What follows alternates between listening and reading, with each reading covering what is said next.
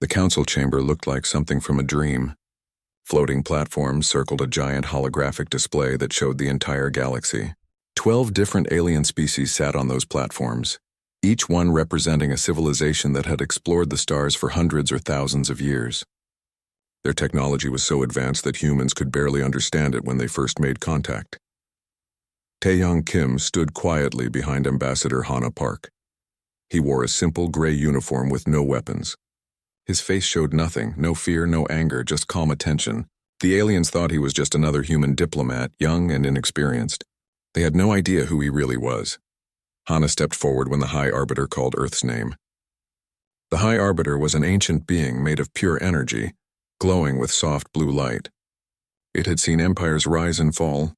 Next to it sat Overseer Valth, a massive reptilian creature with dark green scales and yellow eyes that looked at humans like they were insects. The council has reviewed the evidence, Valth said, his voice deep and rough. Humanity has violated the colonization treaties. You have built settlements in disputed space. You have ignored the boundaries we set for you. Hana remained calm. Those territories were unclaimed when we arrived. The surveys showed no prior settlements. Valth slammed his clawed hand on his platform. Silence. You are new to this galaxy. 15 years is nothing. You know nothing of our laws, our history, our power. He pointed at the holographic display, and it showed human colonies scattered across several star systems. These worlds must be surrendered to the Crexian Empire. You will also pay compensation for your illegal actions. Other council members nodded. Some looked bored, like this was just routine business. A few seemed sympathetic to humanity, but said nothing. The council had already decided. This meeting was just for show. What compensation? Hana asked quietly. 20 colonies transferred to Crexian control, 500 billion credits, and you will accept military observers on all remaining human worlds. Valth smiled, showing rows of sharp teeth. This is generous. We could simply take what we want. Taeyang watched the other aliens. Some shifted uncomfortably, others whispered among themselves. He memorized every reaction, every gesture. His training had taught him to read body language across dozens of species. And if we refuse, Hana said. The chamber went silent. No one refused the council. Valth stood up to his full height, nearly 3 meters tall. Then we will take corrective action. Your species is weak. You have a few hundred ships, old technology, no real weapons. We have thousands of warships. The choice is simple. Surrender or be destroyed. The High Arbiter spoke, its voice like wind chimes. Humanity has 14 days to respond. This is standard protocol. Use this time wisely. Hana bowed slightly. We will consult with Earth and return with our answer. As they turned to leave, a smaller Crexian approached them. Commander Thex, Valth second in command.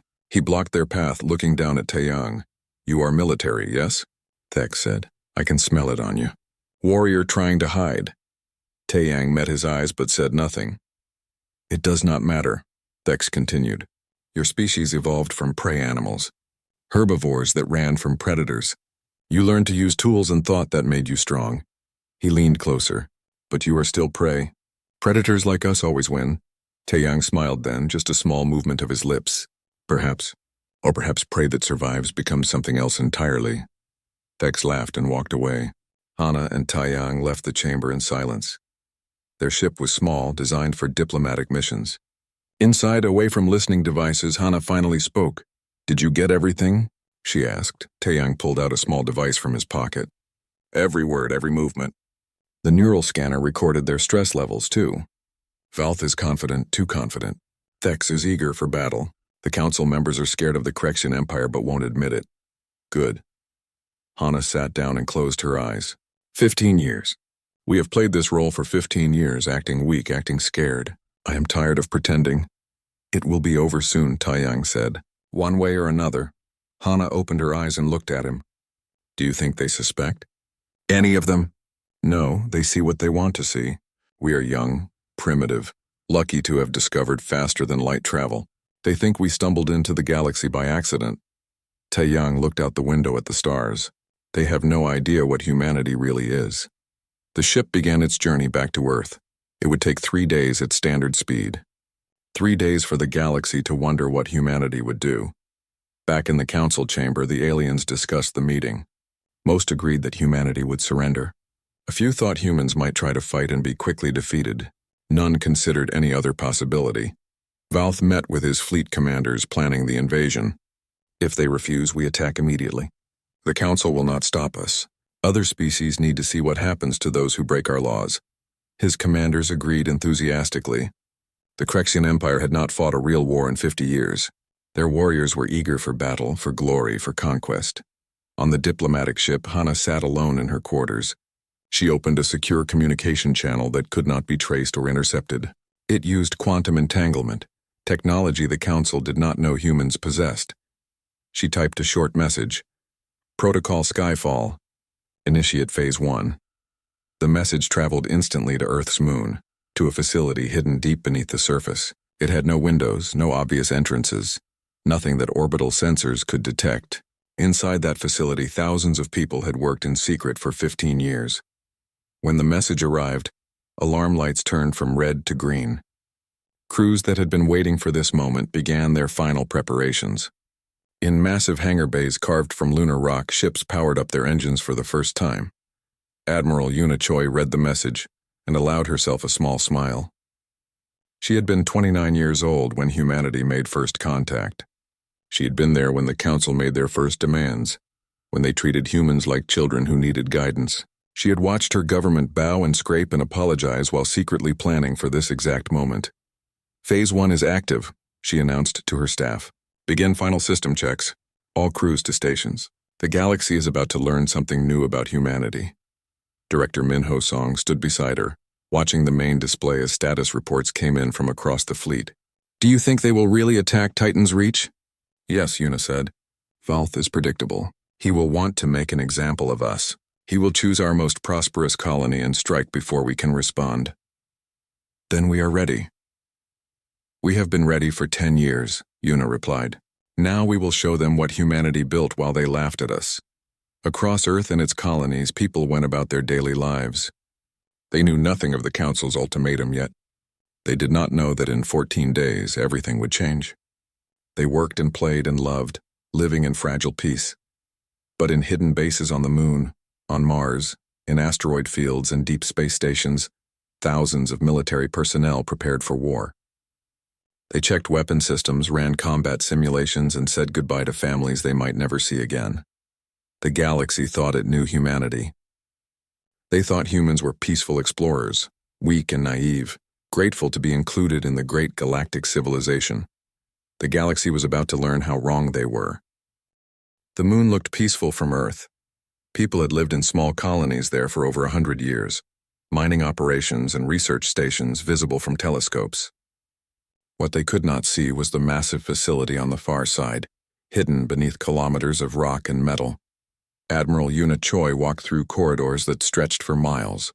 Every wall hummed with energy. Thousands of people moved with purpose, their faces showing focus and determination. They wore uniforms that no civilian had ever seen, dark blue with silver stars.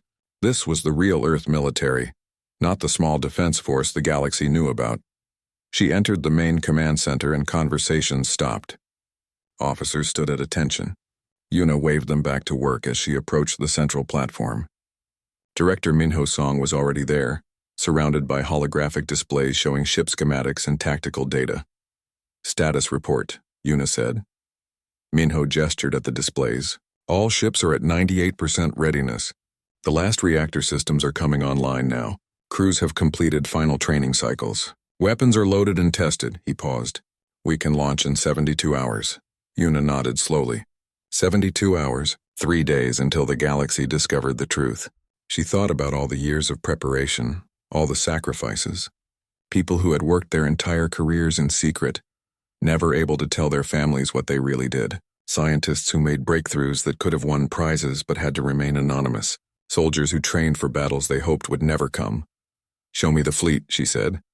The holographic display expanded, filling the entire room. Ship after ship appeared, each one a masterpiece of human engineering. There were 847 warships in total, organized into strike groups and defense formations.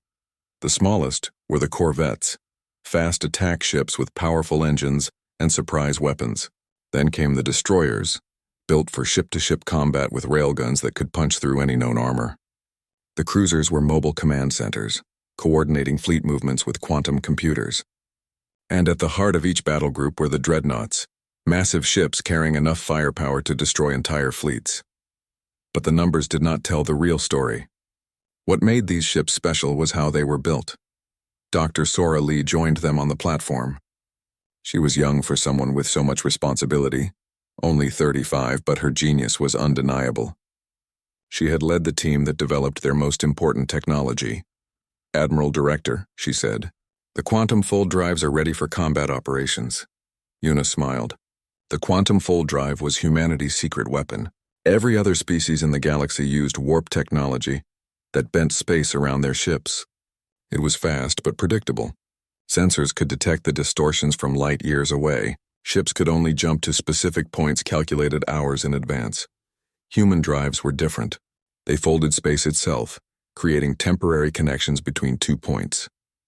A ship could jump instantly across vast distances with almost no warning.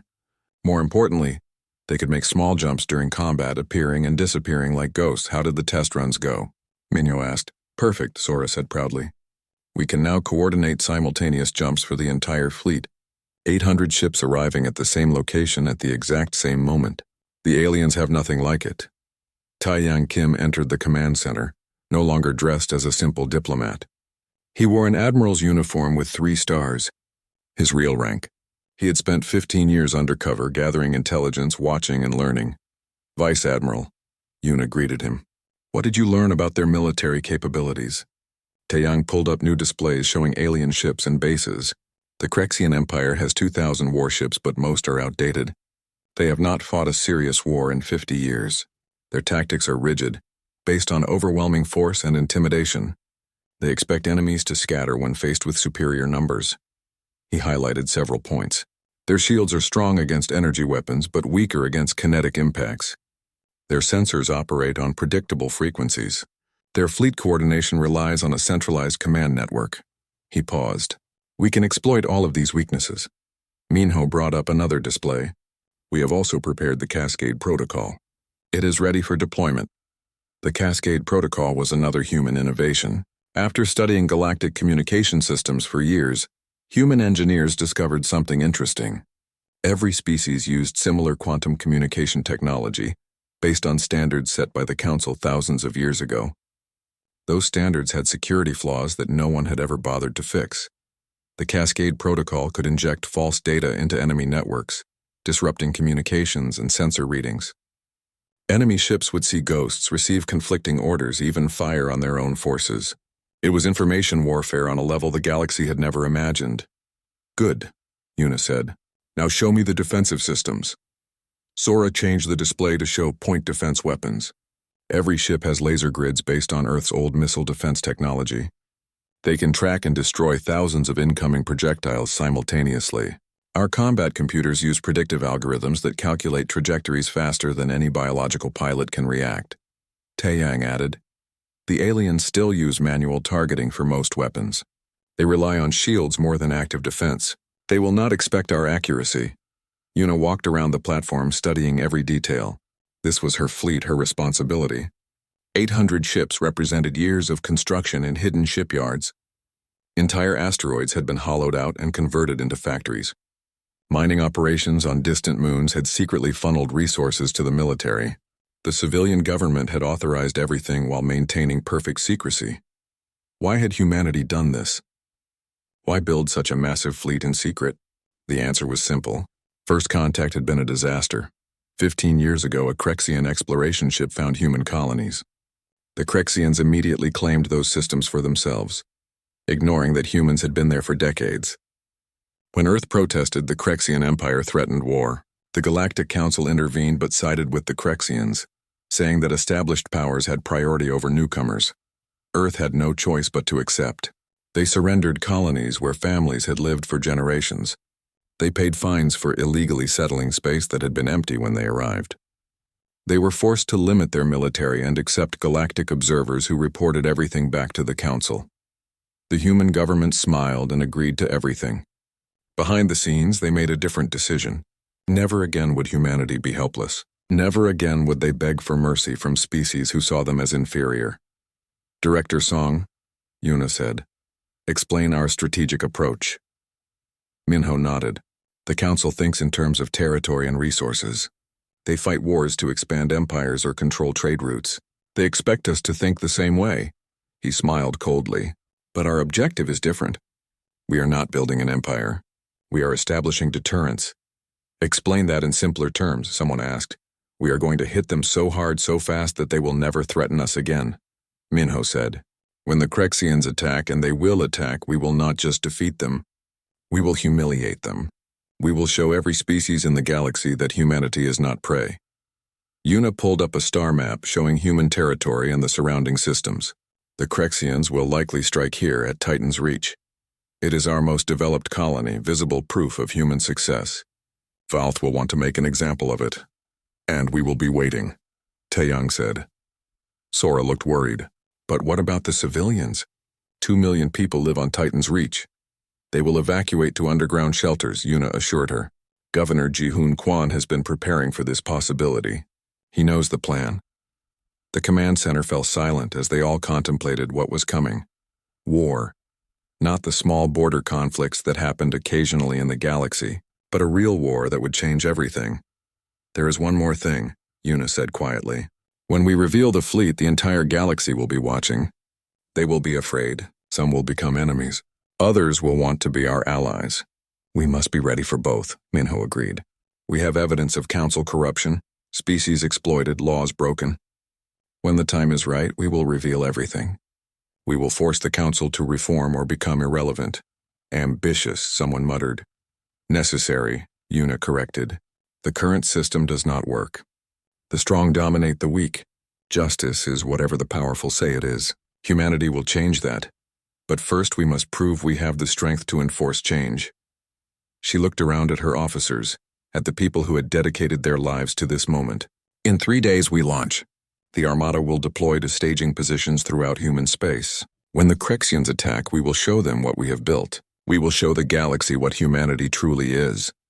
Orders went out across the hidden facility. Ships that had never seen open space began moving toward launch bays. Pilots boarded vessels they had trained on for years but never flown in combat. Engineers ran final checks on weapon systems designed to kill. On Earth, the civilian government prepared announcements. In 14 days, they would either surrender to the Council's demands or reveal the truth. Either way, humanity's peaceful facade would end. Admiral Yuna Choi stood alone. Titan's Reach was beautiful. The colony world had blue oceans, green forests, and cities that blended with nature instead of destroying it. 2 million humans lived there, farming the rich soil, building communities, raising families. They had come here 20 years ago when the planet was empty and wild. Now it was home. Nari Bay stood in her garden watching her daughter play. The little girl chased butterflies while laughing. The morning sun felt warm. Everything seemed perfect and peaceful. Then the alarm started. The sound was loud and urgent, cutting through the peaceful morning. Nari's communication device buzzed with an emergency message. Her hands shook as she read it. Hostile fleet detected. All civilians proceed to emergency shelters immediately. This is not a drill. She grabbed her daughter and ran. All around her, neighbors were doing the same. Parents carried children. Elderly people helped each other. Pets were gathered up. Everyone had practiced this, but no one thought it would really happen. Governor Ji-hoon Kwan stood in the colony's command center, watching the sensor displays with growing dread. 200 ships had just emerged from warp at the edge of the system. Crexian warships, weapons charged, moving toward the planet in attack formation. How long until they reach us? He asked. 6 hours at their current speed, his sensor officer replied. Ji-hoon activated the emergency broadcast. This is Governor Kwan. Everyone must get to the shelters now. We have 6 hours. Stay calm, help your neighbors, and trust our defense forces. We will survive this. He did not mention that the colony only had 12 defense ships. Everyone knew it anyway. 12 ships against 200 was not a battle. It was a massacre. Commander Yoon Han sat in the bridge of her destroyer, the Defender's Pride. It was one of the 12 ships protecting Titan's Reach. She looked at her crew, young men and women who had volunteered to defend their home. They knew they were going to die. They accepted it. All ships, this is Commander Han, she said over the fleet channel. We are going to buy time for the evacuation. Hit them hard, hit them fast, and make them remember us. The 12 human ships moved to intercept. They were small compared to the Krexian fleet, but they were fast and their weapons were good. As soon as they came within range, they opened fire. Missiles streaked across space. Railgun rounds flew at incredible speeds. The humans targeted the lead Krexian ships, focusing all their firepower on single targets. 2 enemy ships exploded, caught by surprise. A third lost power and drifted helplessly. Then the Krexians returned fire. The difference in firepower was overwhelming. Plasma bolts filled space like a storm. Energy beams sliced through human shields. The first human ship to die was the Guardian's Watch, torn apart by focused fire from a dozen enemy vessels. 38 crew members died instantly. Yunji gritted her teeth and ordered her ship to evade. "Keep moving! Don't let them lock on!" But there were too many enemies. The Krexians spread out surrounding the small human fleet. A second ship exploded, then a third. The humans fought bravely, destroying 5 more enemy ships, damaging dozens of others. But it was not enough. On the planet, Nari had reached the shelter with her daughter. The underground complex was massive, designed to hold millions. It had food, water, medical supplies, everything needed to survive for months. But as she settled into a small room with other families, she wondered if it would matter. If the Krexians destroyed the shelters from orbit, nothing would save them. Overseer Valth watched the battle from his flagship. The humans were fighting better than expected, but the result was certain. He opened a communication channel that would broadcast to Earth, to the Council, to the entire galaxy. "Humans of Earth," he said, his voice full of pride and power. "Watch as we destroy your colony. Watch and understand your weakness. You have 6 hours to announce your surrender to the Council. If you refuse, Titan's Reach will burn and we will move to your next colony and the next until you learn to obey." He cut the transmission and gave new orders. "Destroy the remaining defense ships. Prepare planet killer missiles.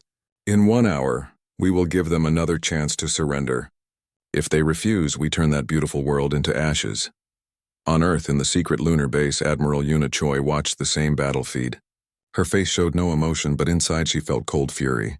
She had known this would happen. She had prepared for it. But watching brave soldiers die while she waited was almost unbearable.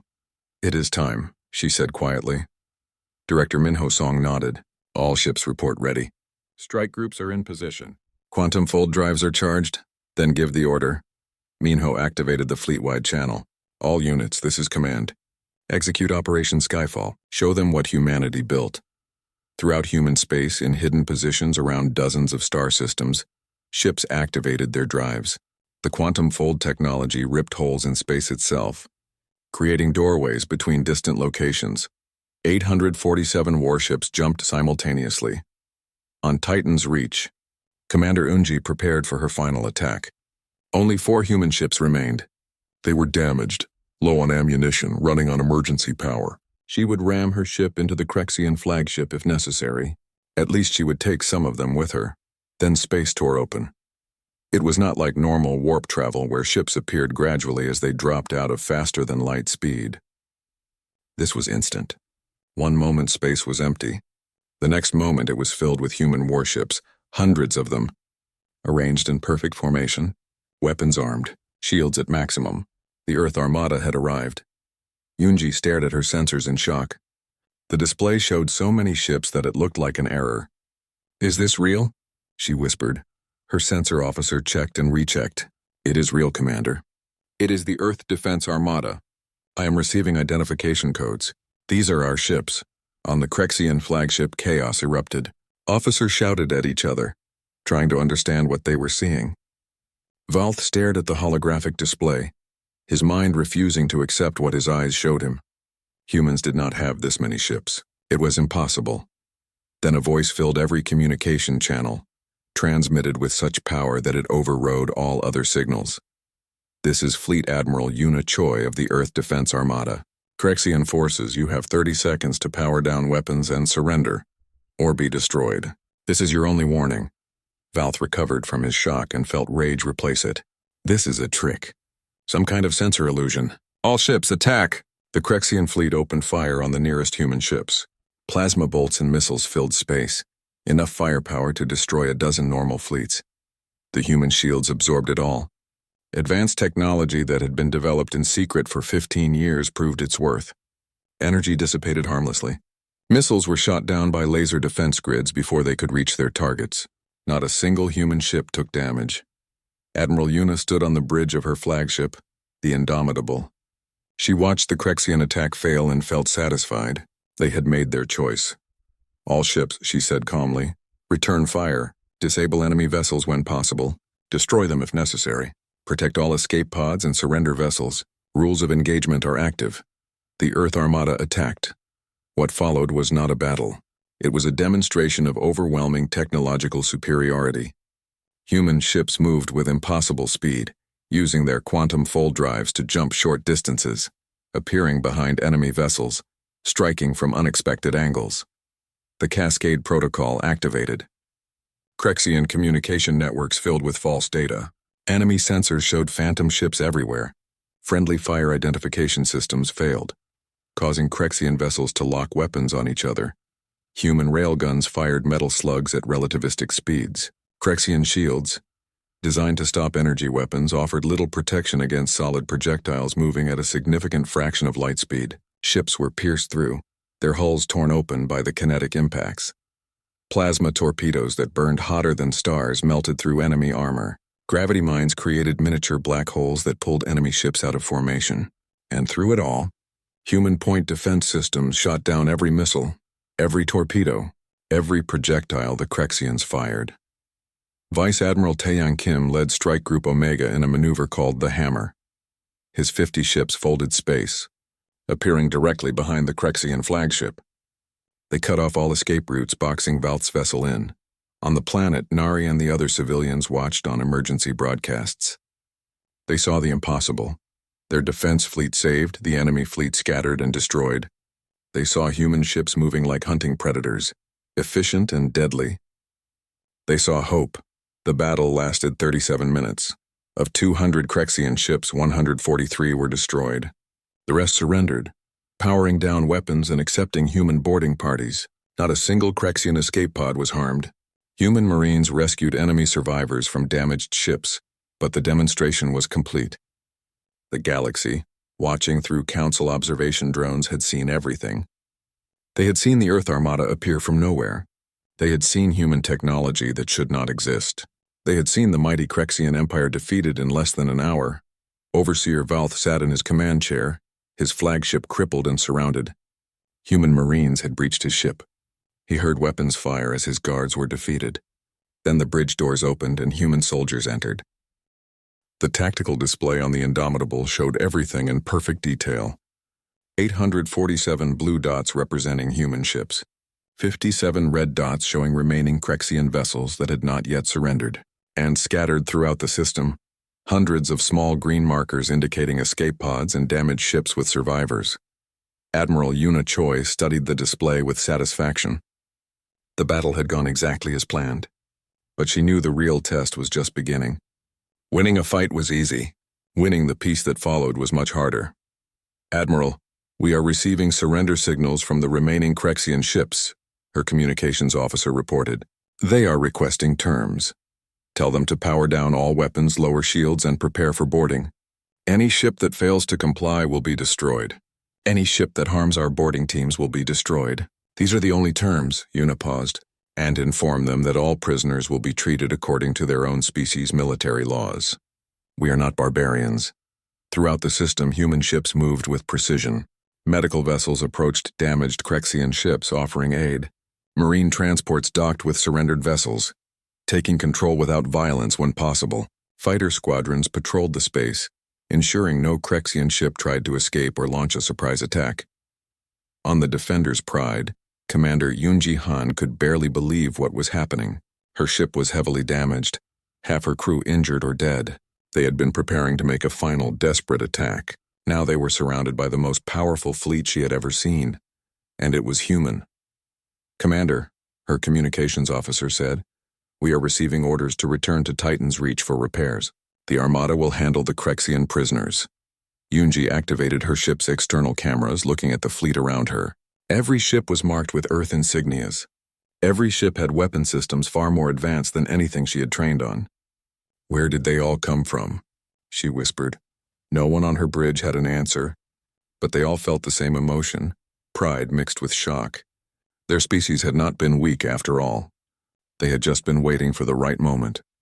Vice Admiral Taeyang Kim stood on the bridge of his flagship, the Retribution. His strike group had captured Overseer Valth without losing a single ship. Around him, his officers processed the captured Krexian data, learning everything they could about enemy capabilities.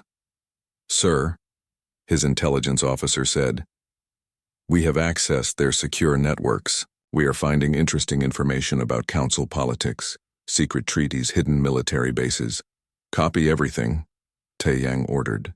"Director Song will want to analyze it. This information might be useful during negotiations." Tactical Officer Do Hyun Shin sat at his console, monitoring the fleet-wide combat network. He was young, only 27, but he had trained his entire adult life for this moment. The Cascade Protocol had been his project, his innovation. Watching it work perfectly in combat filled him with both pride and fear. The Cascade Protocol was a weapon that attacked information itself. It had turned the Krexian fleet's own systems against them. Ships had fired on allies. Sensors had shown empty space where human ships waited. Communication networks had collapsed under the weight of false data. "Sir," he reported to Admiral Yuna, "the protocol worked beyond expectations.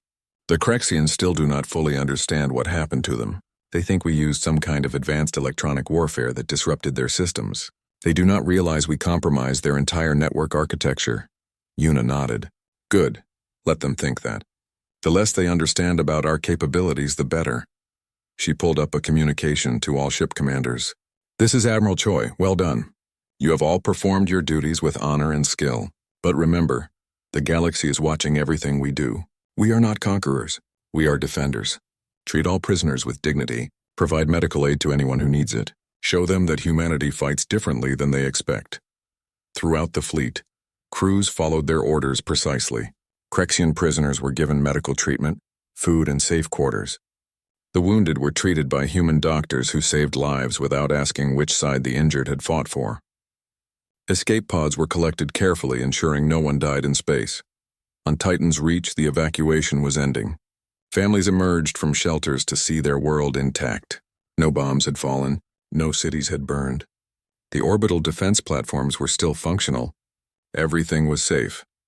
Governor Jihoon Kwan addressed the colony through every available channel. "Citizens of Titan's Reach, we are safe. The Earth Defense Armada has defeated the Krexian attack. Our world is protected. I know you have many questions. I know you are confused and scared and relieved all at once. All I can tell you now is that humanity is not what the galaxy thought we were. We have been preparing for this day for 15 years, and now the galaxy knows the truth." Nari Bade listened to the announcement while holding her daughter. Other families around her talked excitedly, asking each other questions no one could answer. Where had the fleet come from? How had humanity built so many ships in secret? What would happen next? But Nari did not care about those questions right now. She only cared that her daughter was safe, that their home was safe, that the nightmare was over. In council space, on the station called Horizon Point, chaos had erupted. Every species representative demanded explanations, accusations flew, and old alliances shattered. The recording of the battle played on every screen, showing the impossible again and again. High Arbiter Nextar watched it all with ancient eyes. It had lived for thousands of years, had seen species rise and fall, had witnessed wars that changed the galaxy. But this was different. Humanity had done something unprecedented.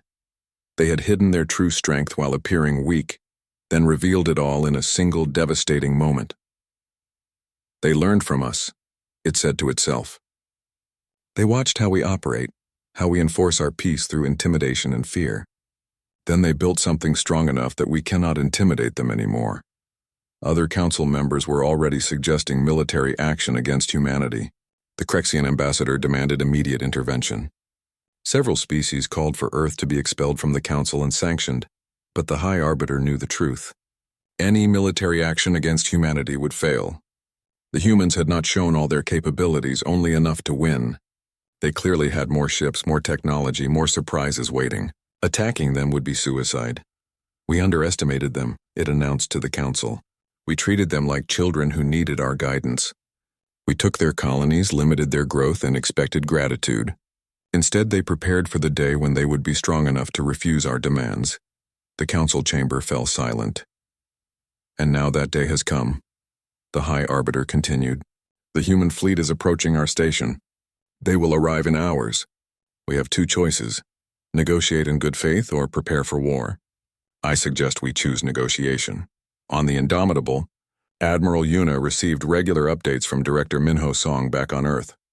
The civilian government is ready to make the official announcement, Minho said through the secure channel. We are about to tell our people what we have been building, what we have been planning. There will be shock, anger from some who think we should have been told, but most will understand why secrecy was necessary. How is the media reacting to the battle footage? Yuna asked. Celebration mostly, pride, some fear about what comes next. The important thing is that people feel safe now. For the first time since first contact, humans do not have to bow to alien demands. Yuna thought about that. Safety. It was what this entire project had been about. Not conquest, not revenge, just the simple desire to be safe in a dangerous galaxy. What about the evidence we collected about council corruption? She asked. Dr. Sora's team is still processing it, but initial findings are damning. Secret wars, enslaved species, stolen territories, violations of the council's own laws. Some council members have been acting like criminals while pretending to enforce justice. Minho paused. When we present this evidence, it will force major changes. Good. We are not just defending humanity. We are going to fix a broken system. The Earth Armada approached Horizon Point in perfect formation. They did not sneak or hide. They came openly, confidently, their weapons powered but not aimed at the station. It was a message. We are strong enough to do this, but we choose not to be aggressive. Every species in the galaxy watched. News feeds showed the human fleet from dozens of angles. Analysts tried to count ships, identify weapon systems, estimate capabilities. Military commanders studied the footage of the battle, looking for weaknesses and finding few. The younger species, those who had also been bullied by the Council's powerful empires, watched with hope. If humanity could stand up to the established powers, maybe they could too. The older species, those who had ruled the galaxy for centuries, watched with fear. The balance of power had shifted. Their comfortable dominance was ending. Vice Admiral Taeyang sat in his quarters preparing for what came next. He had spent 15 years playing the role of a weak diplomat. Now he would return to the Council as what he really was, a military commander representing a powerful species. He thought about Commander Thex, the Krexian who had called humans prey. Thex was now... The Council chamber had never seen anything like this. Ambassador Hana Park walked through the entrance with Admiral Yuna Choi beside her. Behind them came Vice Admiral Taeyang Kim and Director Minho Song. They wore military uniforms, not diplomatic robes. They carried data tablets containing evidence that would shake the galaxy.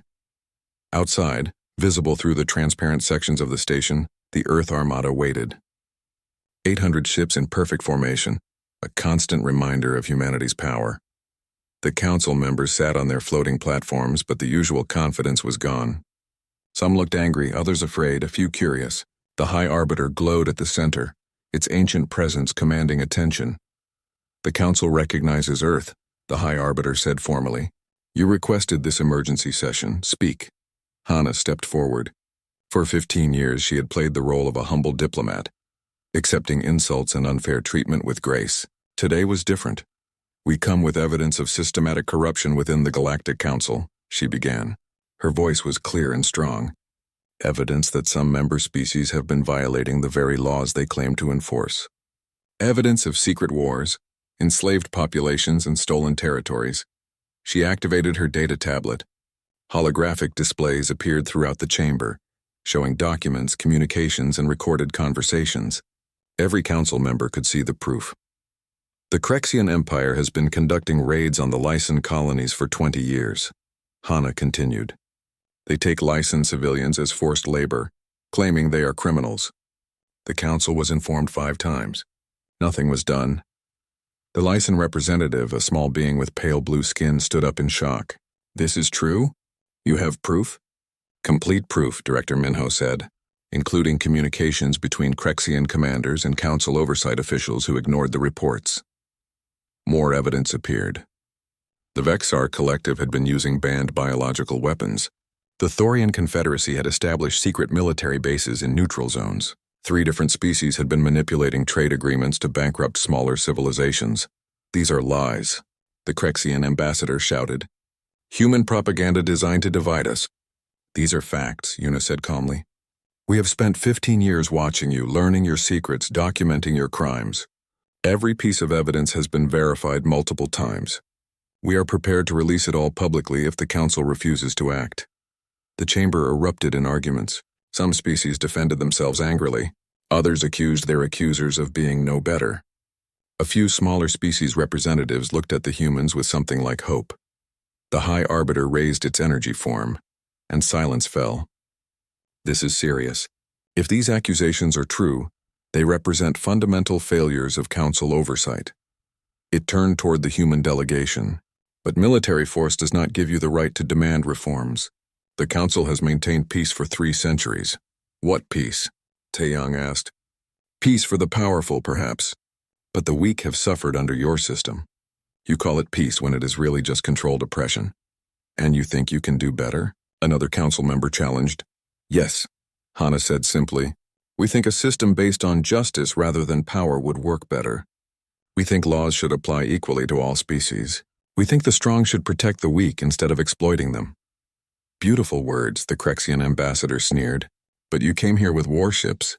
You destroyed our fleet. You threaten us with force even as you speak of justice. How are you different from us? Admiral Una stepped forward. We defended a colony that you attacked. We offered surrender terms before firing a shot. We treated your prisoners with dignity and provided medical care to your wounded. We could have destroyed your entire fleet, but we disabled ships when possible and protected escape pods. She paused. When you attacked Titan's Reach, you planned to kill 2 million civilians. When we won, we saved lives on both sides. That is the difference. The chamber was silent. The High Arbiter spoke again. You have made your point. Your military power cannot be denied. Your evidence is disturbing. What exactly do you want? Director Minho activated another display. We propose 6 major reforms to the Galactic Council structure. First, all species must have equal representation, not just the powerful ones. Second, a truly independent court system to investigate and prosecute council members who break the law. Third, regular audits of military forces to prevent secret arms buildups and illegal weapons. Fourth, protection for whistleblowers who report corruption.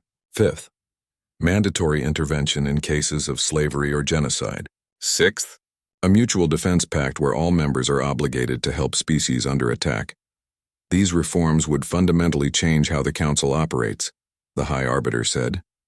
Yes, Hana agreed. That is the point. The current system is broken. It protects the powerful and abandons the weak. We are offering a better way. And if we refuse? The Crexian ambassador asked. Admiral Una's expression hardened. Then humanity will enforce these standards unilaterally. We will protect vulnerable species whether the Council approves or not. We will investigate crimes and hold perpetrators accountable. We will establish our own trade agreements with species tired of being exploited, and the Council will become irrelevant. That is a threat, someone said. That is a promise, Una replied. For a long moment no one spoke. The galaxy balanced on a knife's edge. If the Council rejected the reforms, the political structure that had existed for centuries would collapse. If they accepted, everything would change anyway. The Lycan representative stood up. My people have suffered for decades while the Council did nothing. If humans are offering real protection, real justice, then I support their reforms. A small reptilian being from the Korra Assembly stood next. The Korra have been paying tribute to larger species for 100 years. Tribute that is supposed to be voluntary, but is enforced by military threats. If these reforms end such practices, we support them.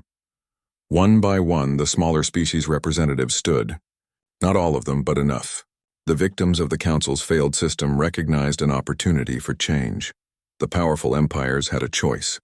They could fight, but the human armada made clear how that would end. They could refuse and watch their influence dissolve as other species allied with humanity. Or they could accept reforms and try to adapt. The High Arbiter, ancient and wise, saw the inevitable. The Council will vote on these proposals. But first we will establish a special tribunal to investigate the evidence presented today. Overseer Valth will face trial for his attack on Titan's Reach and for the alleged crimes against the Lycan people. That is a start. Hana said. But not enough. The vote must happen now while the truth is fresh in everyone's mind. The High Arbiter hesitated, then agreed. Very well. We will vote on each proposal individually. What followed was hours of debate, negotiation, and political maneuvering. Some proposals passed easily. Others required compromise and modification. The powerful species tried to water down reforms that threatened their dominance. The smaller species pushed for stronger protections. Through it all, the human delegation remained firm on their core principles. Justice for all, protection for the vulnerable, accountability for the powerful. When the final vote came, 5 of the 6 major reforms passed. The Mutual Defense Pact was modified to exclude species that had shown themselves untrustworthy, but it still represented a major shift in Council policy. As the session ended, the High Arbiter approached the human delegation privately. You have won. The galaxy will change because of what you did here, but I must warn you, with great power comes great responsibility.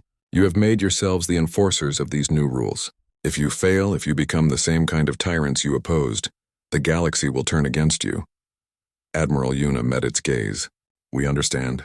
That is why we will hold ourselves to the same standards we demand from others. If we break these rules, we expect to be held accountable. I hope you mean that, the High Arbiter said, because many species will be watching, waiting for you to fail. Let them watch, Hana said. We will show them what humanity can be.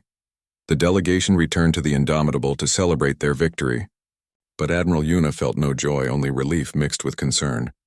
They had accomplished the first objective. Now came the harder part, actually enforcing the reforms they had demanded. Director Song, she said, prepare operational plans for peacekeeping missions. We will need ships deployed across the galaxy to support the new tribunal and protect vulnerable species. Already working on it, Minho replied.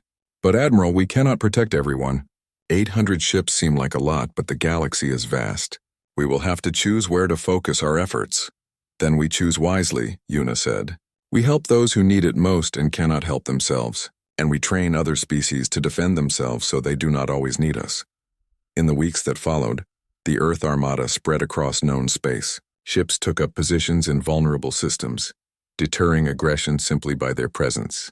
Human Marines trained local defense forces, teaching tactics and sharing non-classified technology. On Titan's Reach, life returned to normal.